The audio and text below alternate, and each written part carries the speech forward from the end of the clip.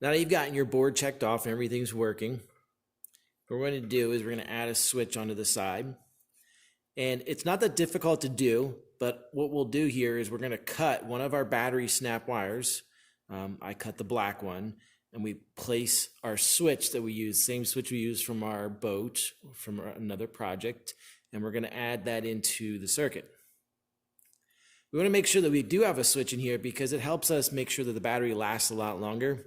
If you don't unplug this battery each time, it will go until it's dead, which will only be a few hours. If I have the switch where I can turn the circuit on and off, the battery can last for years. So, not too difficult a process to do. The first thing we're going to do is figure out how long we need the wires to be and where we want to make our cuts. I'm going to make a cut on this black wire here, along, remember the notch that we made here. I want to be able to have that wire so that it's able to reach the switch and also have just a little bit of extra room. So I can kind of see that I need to make a cut about here. All right. Then what we end up finding out is that this wire overall is actually too long for what our kit is. We don't want to have a whole bunch of extra wire in there because eventually it might get caught as you're moving it. If it's sticking out, it might tear the wire. So we actually have to cut a few things here in order to make it a little bit shorter. So I am going to take my soldering pencil and I'm actually going to desolder my battery snap.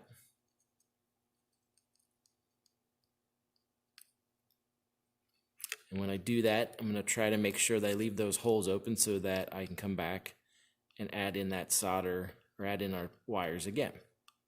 If it's not, as you heat it up and drag away, if it's not actually leaving that hole open, sometimes what I do is I'll heat it up, drag it away, I'll wipe off on the sponge, and then I'll come back and I'll repeat that process until I have this hole actually open. Okay, so now that we have our two holes open, our battery snap is desoldered. I'm going to take my wire, again, figure out how long I need to cut it. So here is the battery snap, here's my wire. I just need it to be able to hook to right about here. So I can cut about 1 inch off of this wire here. So what I did was I took my wire, I cut 1 inch off of both the black and the red wire. So you can see my excess wire here. And then off the black wire, I went about 1.5 inches up the distance from where it would be soldered in, a little bit more to where it's going to attach to the switch. I cut it, I stripped the wire so that I can end up using that to solder to the end.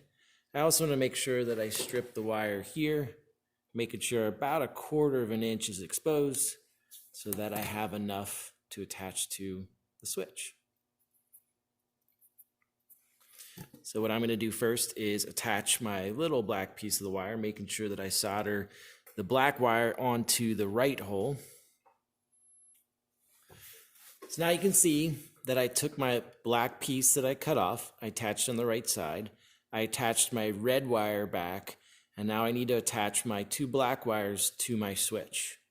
So again, I like to use a little bit of flux here because it's going to help speed things up, help make the solder flow properly.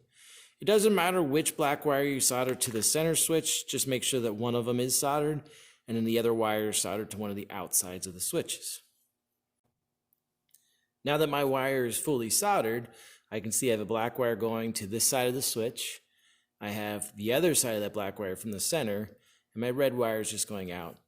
I'm going to go ahead and double check, make sure my circuit still performs, still functions, just by touching, not actually snapping it on yet in case something's wrong.